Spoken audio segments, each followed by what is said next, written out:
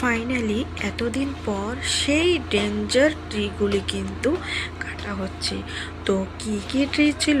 ছিল হচ্ছে বড় বড় নারকেল গাছ, আর ছিল বড় বড় ঝাউ গাছ, যেটা ছিল আমাদেরই ঘরের সামনে স্কুলে। যেহেতু আমি থাকি উত্তরা গ্রাম পঞ্চায়েতে, তো আমার ঘরের সামনে আছে স্কুল। আর সেই স্কুলে এই যে বড় বড় গাছ, এগুলি যদি পড়তো না, পড়তো একদম আমার ঘরে। আর এনারা হচ্ছে আমাদের উত্তরা পঞ্চায়েতের ওয়ার্কার্স। তো এনাদেরকেও কিন্তু আমাদের উত্তরা পঞ্চায়েতের প্রধান স্যার কিন্তু এখানে ডিউটি দিয়েছিল এই কাজ করার জন্য। অবশ্যই আমাদের গ্রাম পঞ্চায়েত প্রধান স্যারকে অনেক অনেক ধন্যবাদ জানাতে চাই, যে যিনি আমাদেরকে কিন্তু এই গাছগুলি এতদিন পর কেটে দিয়েছে।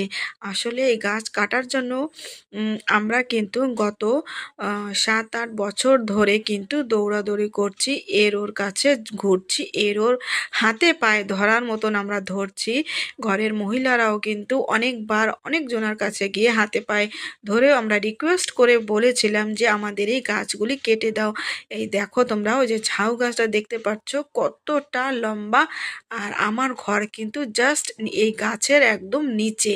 আর সঙ্গে আমার কাকা শ্বশুরের ঘরও কিন্তু এইখানেই আছে। এই গাছ যদি পড়তো একদমই আমাদের ঘরের উপরেই পড়তো।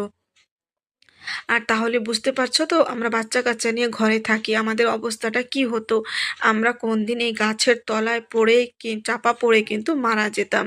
হ্যাঁ, আমাদেরকে কেউ আর খুঁজে পেত না। ঠিক আছে, অনেক দিন রিকোয়েস্ট করার পর সত্যি আজকে সেই দিনটা এসে গেছে। অবশ্যই আমাদের গ্রাম পঞ্চায়েত প্রধান স্যারের জন্য, এবং আমরা এখানে যারা ছিলাম আমরা সবাই মিলে কিন্তু সাহায্য করেছি।